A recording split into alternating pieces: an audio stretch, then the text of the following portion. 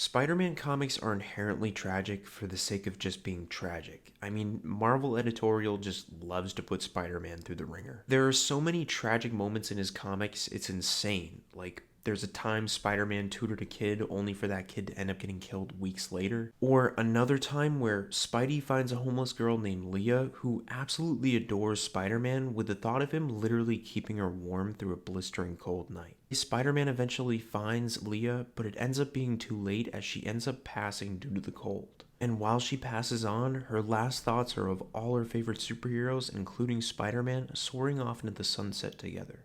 And then there's Paul.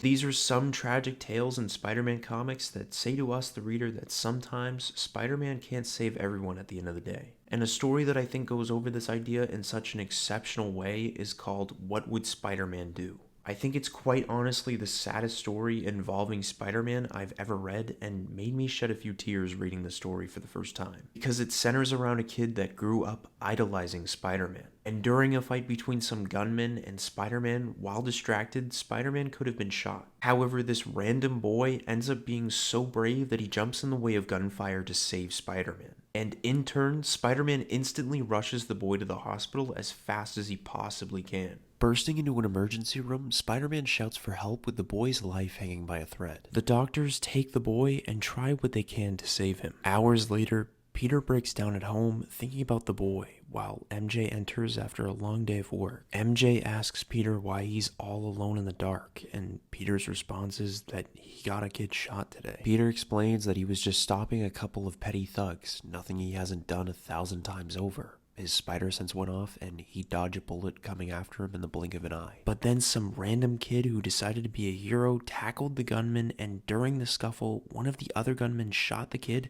and for all of Spider-Man's speed, he could barely react fast enough to stop what had happened. And now the kid is dying in the hospital because of him. MJ tries to tell Peter that it was just an accident, but Peter can't accept that and instead feels like he's cursed to spread suffering to all those around him, and that kid in the hospital is proof of that fact. The next day, Peter visits the boy in the hospital and sits by his side, saying that he wishes he was in the kid's place instead because his job is to take the hits after all. During Peter's tangent, however, the boy's parents walk in and ask Peter why he's here, to which Peter says that the kid did a brave thing and he was there when it happened. But in the kid's father hearing that, he begins to blame Spider-Man for what happened to his boy, to which Peter agrees with the father, and as he walks off, the father wishes to God that it was Spider-Man in his place and not their son. Hours later, Peter sits in the lobby till the kid's parents come out asking Peter to talk with their son one-on-one. Peter enters the boy's room and attempts to pretend like he isn't Spider-Man, but the boy sees right through it because he heard Peter's tangent from earlier. Peter tries to apologize, but the boy says that he knew what he was doing, adding that when he was 6 years old, he saw Spider-Man for the first time in his life. It was somewhere in Midtown a long time ago, and Spider-Man swung in just in the nick of time to save a girl from being hit by a bus. After that, everything had changed, and whenever the boy got into a pinch he thought he couldn't handle, he'd say to himself, what would Spider-Man do? And even goes so far as to make a comic book about it. Peter tries to say that he isn't a hero nor someone to look up to, but the boy shoots up and says that that's not true at all. All the villains Spider-Man's fought,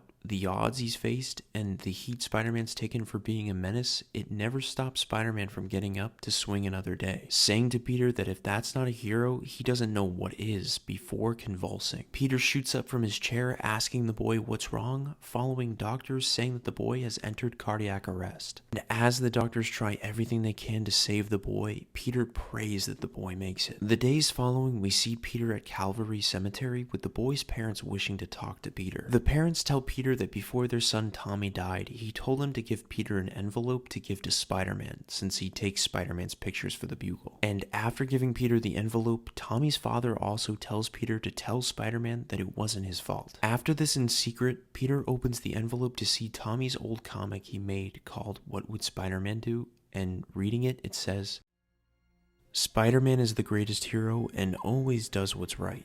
He doesn't care about the odds or how impossible the fight. He isn't always perfect and isn't always smart. But Spidey knows I have his back because I listen to my heart. Even if he falls, he always gets back on his feet. He's taught me how to be a hero and to never accept defeat. So when I'm feeling sad and I don't know what to do, I close my eyes and say out loud, What would Spider-Man do? After reading the comic, Tommy wrote, Peter sheds a tear and says thanks to Tommy and that he owes him one, ending the story. I hope y'all like the story, and don't forget to leave a like and subscribe, and as always, I'll catch y'all on the flip side.